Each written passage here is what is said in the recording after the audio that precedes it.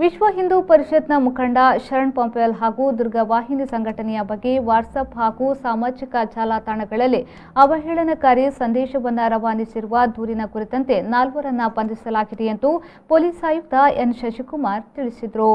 ಬಂಧಿತರನ್ನ ಸುಳ್ಯ ಕಸಬಾ ತಾಲೂಕಿನ ಭವಾನಿ ಶಂಕರ್, ಬಜಾಲ್ನ ನೌಶಾದ್, ಕಾವೂರಿನ ರವಿ ಅಲಿಯಾಸ್ ಟಿಕ್ಕಿ ರವಿ ಹಾಗೂ ಮೂಡಬಿದ್ರೆಯ ಜಯಕುಮಾರ್ ಎಂದು ಗುರುತಿಸಲಾಗಿದೆ.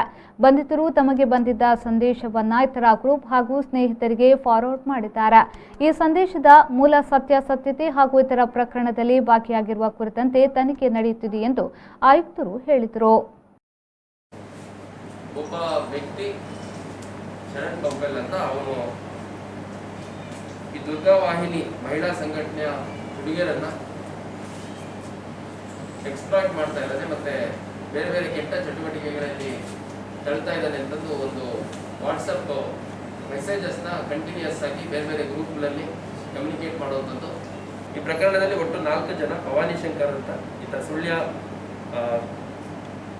ದುಗ್ಗಲರ್ಕ ಆ ಊರಿನವರು, ನೌಶಾದ್ ಈತ ಬಜಾಲ್ ಅಂಚೆ Sirisime nursery area Mangaluru, Ravi alias techie Ravi ಇವರು ಪಳ್ಳೀರ್ ಕಾವೂರ್ ಅಂಚೆ ಮಂಗಳೂರು, ಮತ್ತು ಜಯಕುಮಾರ್ ನರಗುಡ್ಡೆ ಅಂಚೆ ಮೂಡ್ಬಿದ್ರೆ. ಈ 4 ಜನರನ್ನು ನಾವು ವಶಕ್ಕೆ ತಗೊಂಡು ಈ ಒಂದು ಪ್ರಕರಣದಲ್ಲಿ ಅವರ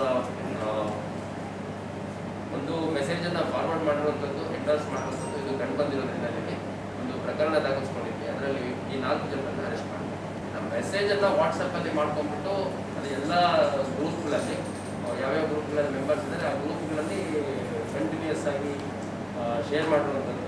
ಅದ್ರ ಜೊತೆಗೆ ಬೇರೆ ಬೇರೆ ಸೋಷಿಯಲ್ ಮೀಡಿಯಾ ಪ್ಲಾಟ್ಫಾರ್ಮ್ಸಲ್ಲೂ ಕೂಡ ವಾಟ್ಸಪ್ ಸೇರಿದಂತೆ ಮತ್ತು ಬೇರೆ ಬೇರೆ ಸೋಷಿಯಲ್ ಮೀಡಿಯಾ ಪ್ಲಾಟ್ಫಾರ್ಮ್ಗಳಲ್ಲೂ ಈ ಒಂದು ಡೀಟೇಲ್ಸ್ನ ಶೇರ್ ಮಾಡುವಂಥ ಕೆಲಸ ಮಾಡಿದೆ.